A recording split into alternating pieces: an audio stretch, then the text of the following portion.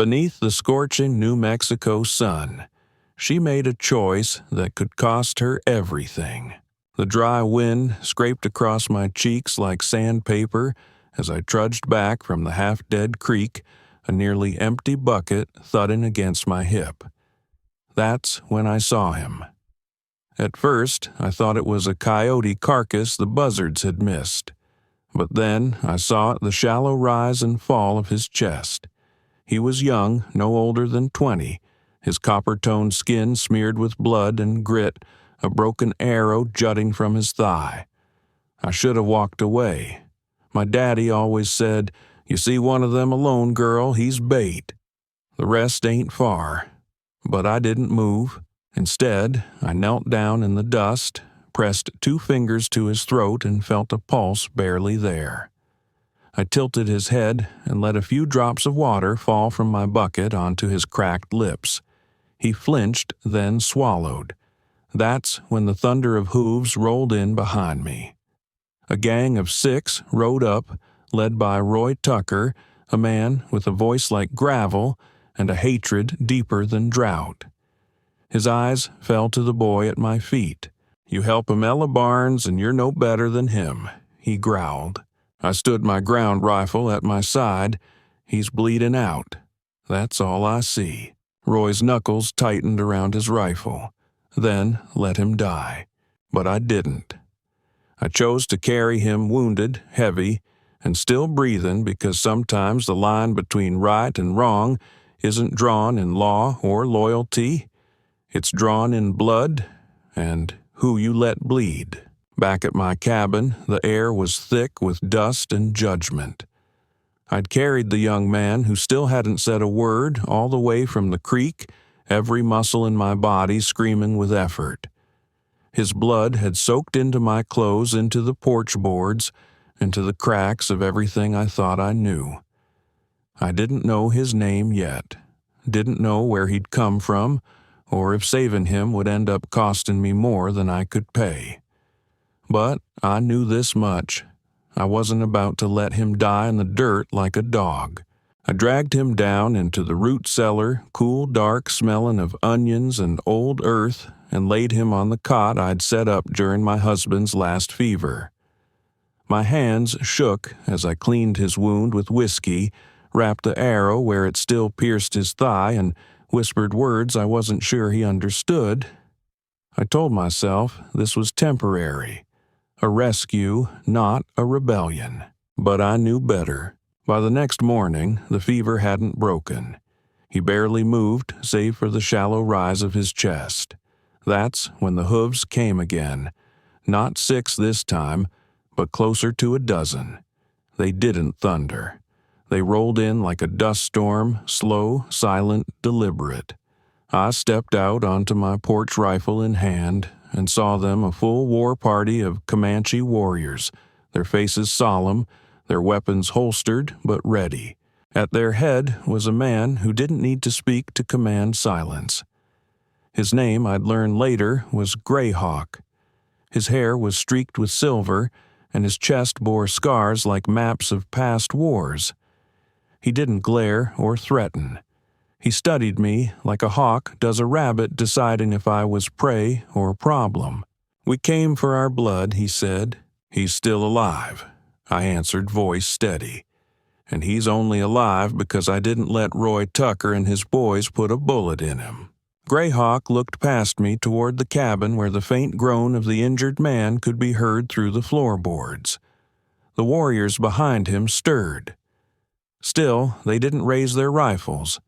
Not yet. "You keep him like a prisoner?" Greyhawk asked. "I kept him like a man," I said. "One who would have died without help." Silence stretched thin in the dry air. Then Greyhawk gave a sharp nod and said, "Then keep him. Until he speaks. Until he chooses." They didn't ride off. They dismounted and spread out silent as ghosts forming a ring around my cabin. Not hostile, not friendly, just waiting. And that was the moment I realized I hadn't just rescued a man. I'd stepped into something bigger than myself, bigger than my land, my past, my fear. I was no longer just Ella Barnes, widow and settler. I was now a bridge or a boundary between two worlds on the edge of war. That night, I slept beside the trapdoor rifle within reach. Not because I feared the man below. No, I feared the choice I'd already made, the one I couldn't take back. Because when Roy Tucker returns, and I knew he wouldn't come to talk. He'd come to burn. And I had to be ready to stand between his fire and the stranger I'd bet my soul to save. The morning after the fever broke, I brought him a cup of broth. His eyes were clearer now, less wild, more watchful. He still didn't say much, but when I handed him the tin cup, his fingers brushed mine.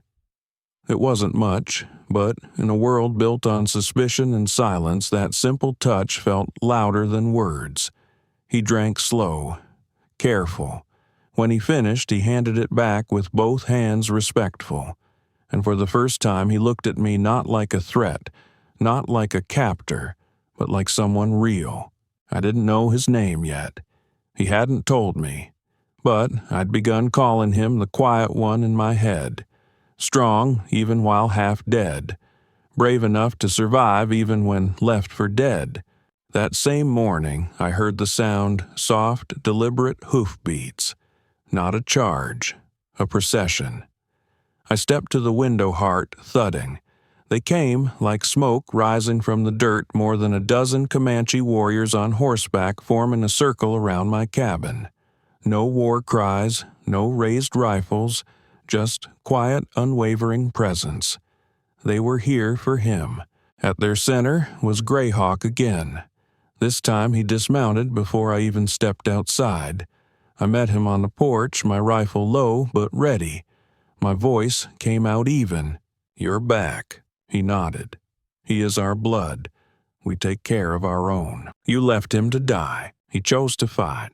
He accepted the risk." I swallowed, trying to hold the ground beneath my boots. Maybe so, but I didn't let him die. And I won't hand him over just so you can finish what the desert started. Greyhawk's expression didn't change, but his eyes narrowed. "You think we kill our wounded." "I don't know what you do," I said. "That's the point." It wasn't anger between us. It was something else, tension wound tight with pride, pain, and old scars. I saw it flicker in his gaze. Honor, doubt, responsibility. After a pause, he nodded once. "One more day," he said, "then we speak again." That night, I brought down a clean bandage and warm water. He was awake, propped up on one elbow. His voice came out low, rough. "You've got a stubborn will." I blinked. English now. Some. "Well, that's good," I muttered. "I'm tired of talking to myself." He gave the smallest smile. A crack in the stone. Then he asked, "Why?" "Why what? Why save me?" I sat back on my heels. I didn't have an answer that would satisfy either of us, but I gave him the truth I could manage. You weren't a threat, not then, and you were dying. That was enough. He studied me for a long beat. That simple. "No," I rubbed a hand through my hair, "but it's the best I've got." Something softened between us. So I told him what I hadn't said to anyone in years, how my husband died in a cattle skirmish. No one sure who started it, everyone sure who bled. How I used to believe in black and white justice. Now I wasn't sure anymore. He said nothing for a long while. "Then I am not the man who killed your husband." "I know," I said, and I did. Later, I heard his voice whisper something into the dark Nokomi. I didn't know what it meant. A name, a memory, a prayer. I whispered back, "Peace," because sometimes peace starts not with treaties or talk, but with two people wounded, wary, and willing to see each other, even when the world refuses to. It was just past noon when I saw the dust curling across the horizon, thin at first, then thick as smoke. I dropped the bundle of kindling from my arms and ran for the cabin. My boots pounded the dry New Mexico earth every step tight with dread. I knew that dust. I'd seen it rise the same way a few days earlier when Roy Tucker and his boys had ridden in with threats on their lips and rifles on their backs. Now they were back. I didn't know what they wanted, but I knew how they meant to take it by force. I slammed the cabin door shut, grabbed the rifle from the wall, and stepped back outside, heart in my throat, but hands steady. They came fast. 7 of them. Tucker at the front, red-faced and mean as ever. The others flanked him, grinning like this was sport. His horse stopped just short of the porch. "Well, I'll be damned," he said, looking me up and down. Ella Barnes standing tall like she owns the territory. I didn't answer. Tucker leaned forward, his voice a sneer. "He's still in there, your little war prize." My grip on the rifle tightened. "Tell me, Ella." He went on, eyes glittering. "You his woman now, or just keeping him warm until they slit your throat in your sleep?" The others howled with laughter. "Turn around, Roy," I said. "You got no right to be here." "We've got every right," he snapped. "That's Comanche land out there. But this," he waved toward my home, "this is ours. And we ain't letting one of theirs play possum while the rest crawl out from the brush." He kicked his horse forward a few paces. I didn't back down. I stepped into the yard and stood square between them and my door. "Leave," I said. "Now. I won't ask again." One of the men raised his rifle. "She's bluffing." That's when the brush around the cabin rustled. A whisper of movement, calm, silent, deliberate. Then they stepped out. Greyhawk's warriors. They hadn't left after all. They'd been waiting, watching, hidden among the trees, the barn, the rocks. They moved like wraiths, rifles in hand, forming a quiet perimeter around us. Tucker's bravado faltered. "Well, look at that," he muttered. They didn't run. I heard the edge in his voice, and so did they. The tension in the air snapped tight. My voice broke the silence. "I won't let blood spill on my land," I said, "unless I'm given no other choice." Tucker's glare hardened. "You picked your side, didn't you?" "I didn't pick a side," I snapped. "I chose to save a life. You came here to kill." He gave a bitter laugh. "You sound like my wife before she ran off with a preacher." Then his hand dropped to his holster. My rifle rose before he could blink. "Try it," I said, voice cold. "I dare you." He stared at me. For a long moment the world held its breath. Then, behind me, I heard a creak, slow, steady. Koa. He stood in the doorway, pale and limping, but alive. A man who refused to die. That was enough. Tucker spat in the dirt. "This ain't over." "No," I said, "but maybe it never should have started." He turned his horse, snarling. "One day, girl, you'll wish you let him bleed." They rode off in a storm of hooves and dust. When the yard fell quiet again, Greyhawk stepped beside me. "You fight for him," he said. I turned to look at Koa still leaning on the doorframe. "I fight for peace," I said. "But if I have to stand between both sides with a gun to keep it, so be it." Greyhawk didn't smile, but he nodded. And in that nod I felt something shift. I wasn't just defending a stranger anymore. I was defending the right to choose mercy over hate. It began with a sound like a bone snapping in the heat-sharp final. The crack of a rifle shattered the stillness, and a bullet struck the dirt inches from Greyhawk's feet. For a split second, everything stopped. The wind held its breath. The sun beat down on the land like a warning. And then, all at once, the world exploded. Gunfire erupted from the tree line. Comanche warriors moved with terrifying precision, fluid as wind, fierce as wildfire. Horses reared, dust filled the air, and I dropped to my knees behind the woodpile near the cabin, loading my rifle with hands that trembled but never missed their mark. I didn't have time to think. didn't have the luxury of fear, not anymore. Voices rang out, some shouting my name, some calling me traitor. I ignored them, let them scream, let them see me for what I was now. Not a settler, not a woman hiding in fear. I had made my choice, and I stood by it even if it meant dying for it. Through the smoke, I spotted Koa near the doorway, gripping the frame for balance. He was still weak, his leg wounded, but his eyes were sharp, alive with fire. That sight alone gave me breath, gave me aim. I lifted the rifle and fired. One of Tucker's men ducked too slow. My bullet tore through the brim of his hat, sent him sprawling. I ducked again as return fire splintered the wood above my head, biting into my skin. To my left, Greyhawk moved like a commander, born of the earth itself, giving signals directing his warriors in a flanking charge. They fought not with rage, but with unity, with purpose. And, though I didn't understand their language, I didn't need to. Battle, I'd learned, was a language of its own.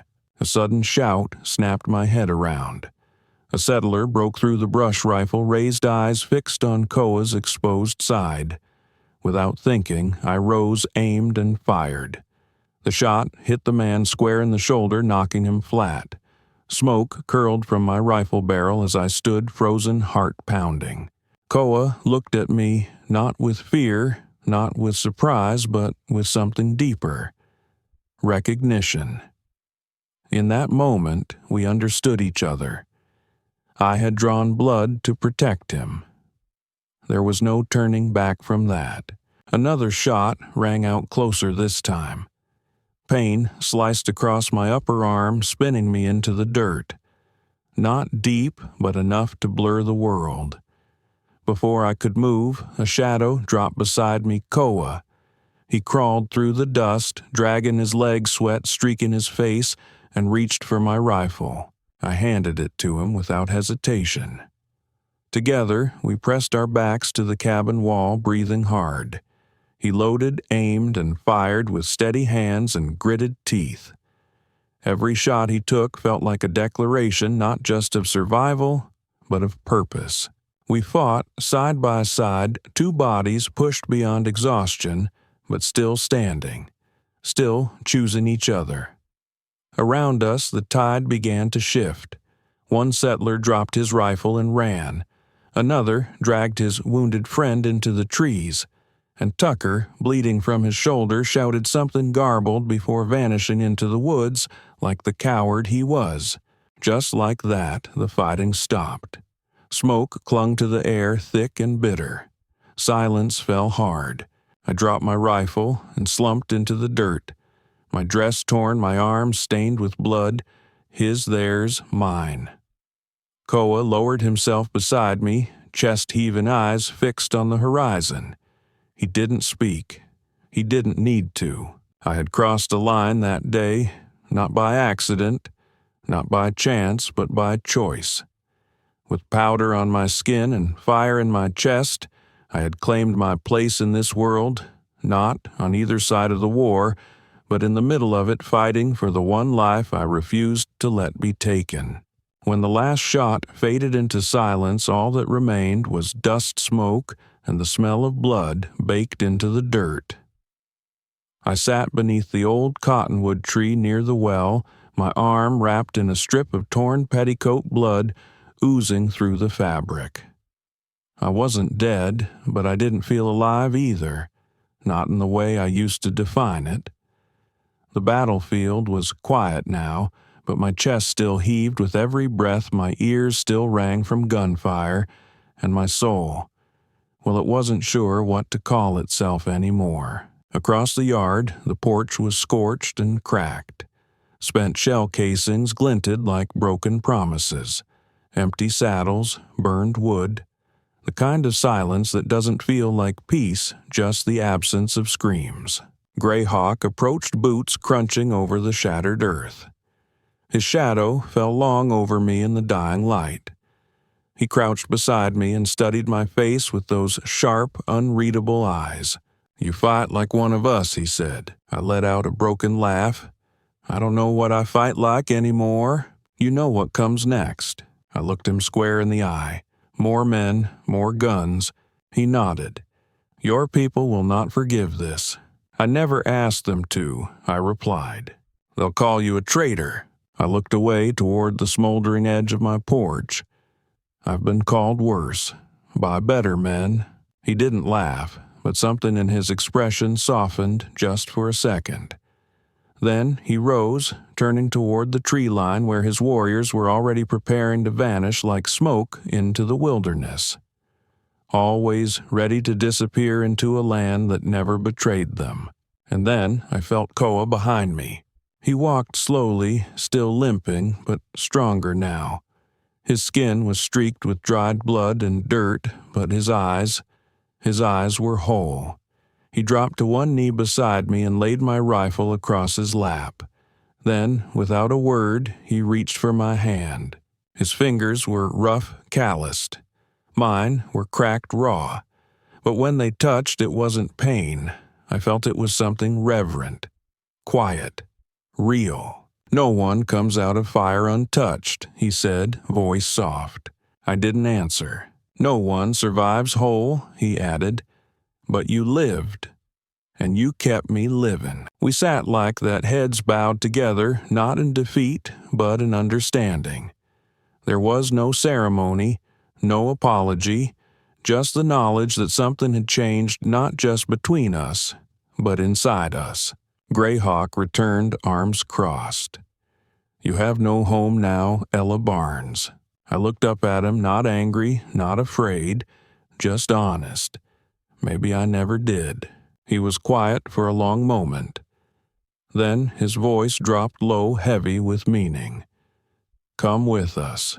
My breath caught. "What?" He nodded toward the trees. "Leave this place. Leave their war. Come west. Live where the law doesn't follow and blood still means something." It wasn't a threat. It wasn't pity. It was a way out, or maybe a way forward. I turned to Koa. He didn't plead. He didn't ask. But in his eyes I saw a vow not of possession, but of presence, the kind that doesn't need words to be heard. I thought of the house behind me splintered hollow, of the grave I'd already dug and the porch that would never feel like home again. And I knew what I had to do. I stood slowly, gripping Koa's arm for balance. "All right," I said, "no conditions, no turning back." And just like that, we left not as savior, and saved not as settler and warrior, but as two people who had stood in fire and chose to walk forward anyway. The morning light was soft and gold, the kind that stretches shadows long and makes everything seem quieter than it really is. I swung into the saddle one last time, the wood of the reins roughened my palms, the smell of smoke still clinging to my clothes. Behind me stood what was left of my cabin windows, blackened with soot porch, splintered from gunfire walls pocked with bullet holes. Once that place had been everything. A dream, a marriage, a grave. Now it looked like a husk, something shed, something I could finally leave behind. Koa rode beside me silent. His leg was still bandaged, but he sat straighter, now stronger with each mile. We didn't speak. We didn't have to.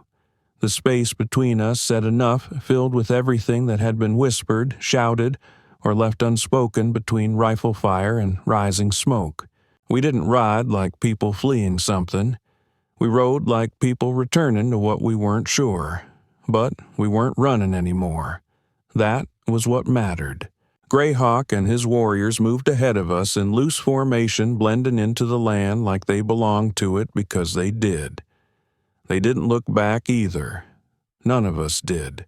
Some things don't deserve a second glance. The landscape changed as we traveled west. The flat desert plains gave way to low hills, then to winding trails beneath tall pines and red cliffs that stood like sentinels. I could feel my body aching in every joint, my hands still raw from holding a rifle too long, my heart still heavy with everything I'd buried, but for once, the weight felt clean. Earned. By dusk, we reached a narrow ravine hidden between stone ridges. It was quiet there. No wind, no settlers, no judgment, just silence and the smell of pine. The warriors dismounted, building a small fire.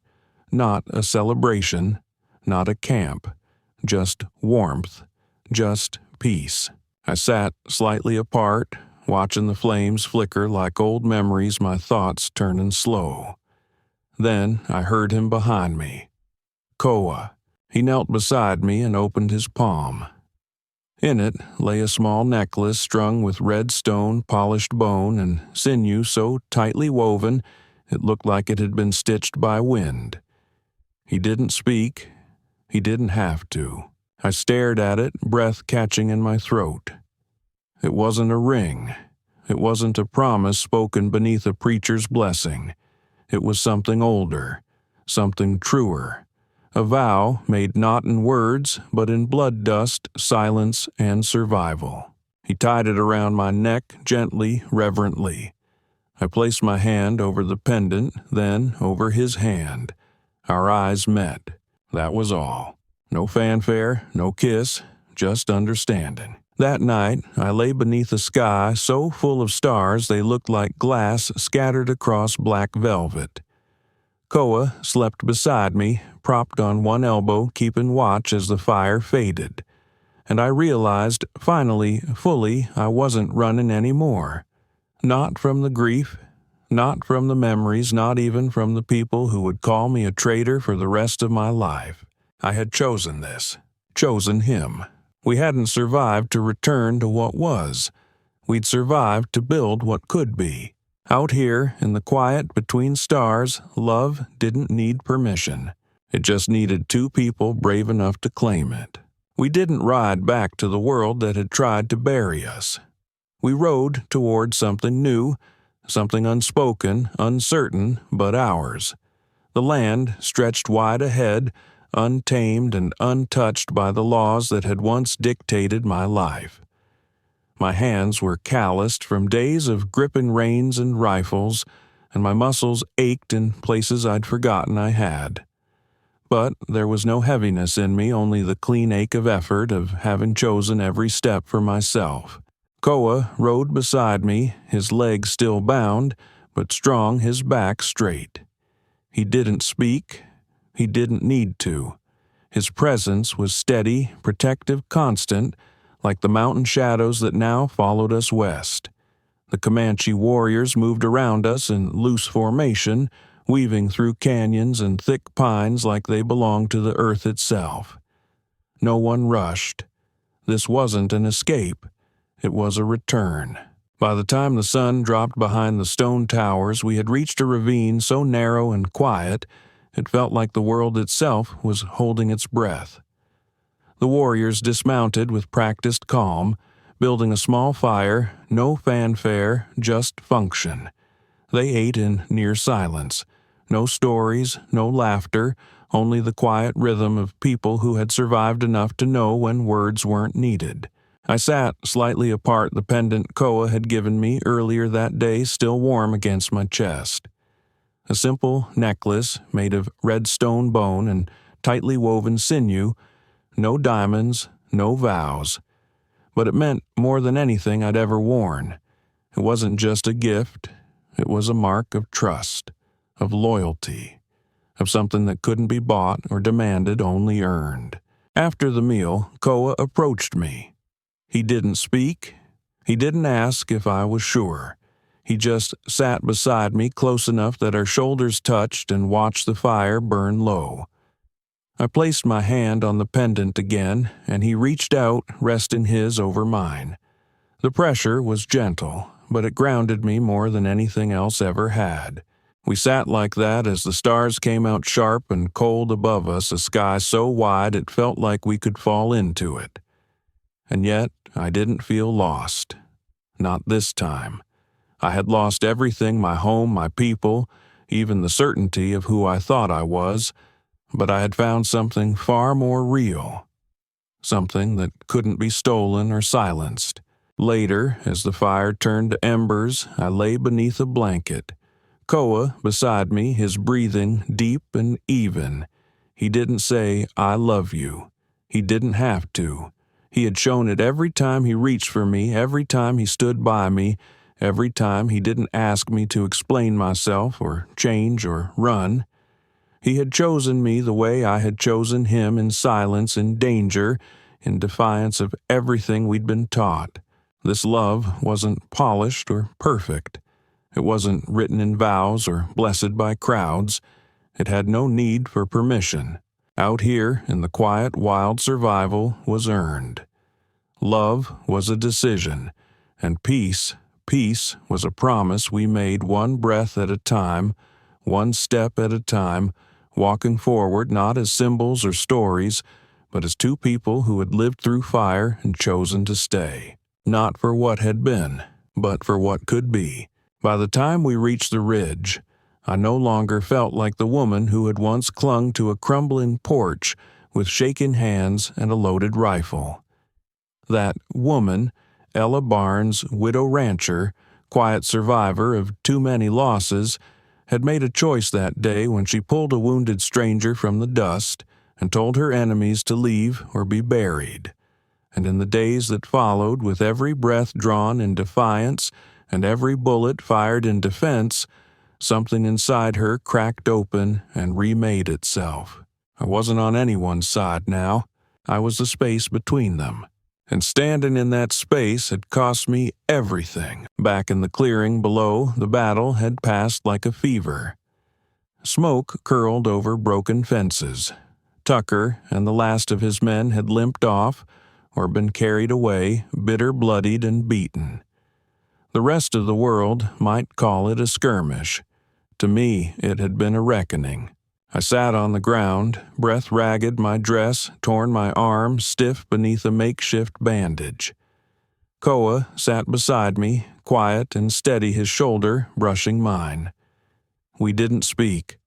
Words couldn't hold what had just happened. They couldn't name what we had become. Then Greyhawk approached Boots, silent on the cracked earth face, unreadable.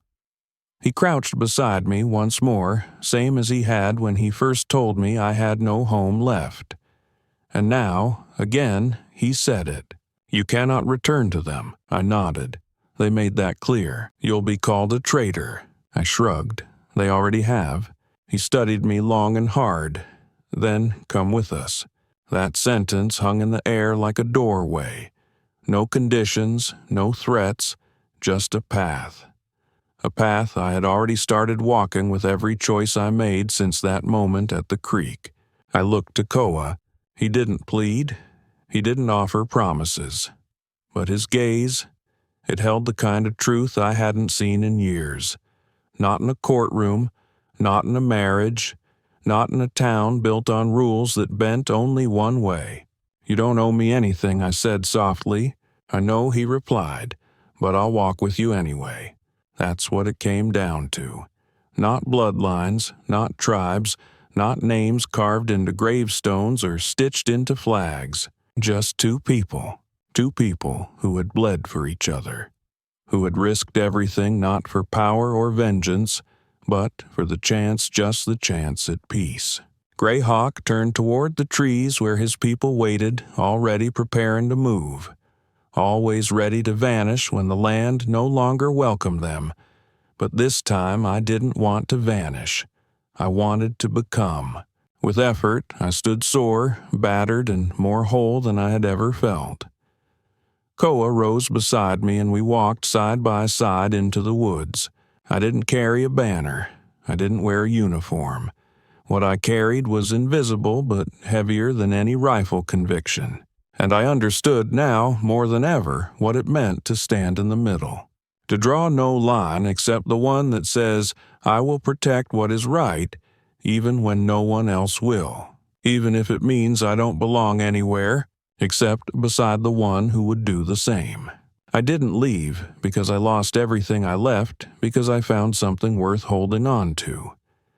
The cabin, the town, The rules of a world that only accepted people like me when I stayed quiet, all of that stayed behind. What came with me was harder to carry the weight of my own choice. I rode beside Koa through dust and canyon, not because he saved me, but because we saved each other. In silence and blood, in the space between who we were and who we dared to become. By the time the trees swallowed the trail behind us, I didn't look back. I didn't need to. The future was in front of me, and this time it didn't ask permission. Sometimes the bravest thing you can do isn't fighting with a gun, it's standing up for someone when the whole world tells you not to. Compassion is not weakness, and love, real love, isn't loud or pretty. It's loyal, it's quiet, it's choosing to stay when things get hard. If you've ever felt like you don't belong, like you had to choose between what's right and what's easy, this story is for you. What would you risk everything for? Tell us in the comments. And if this story stirred something in your heart, subscribe to Wild West Love Stories and hit the bell, because here love isn't perfect, but it's real. And real love, that's always worth the fight.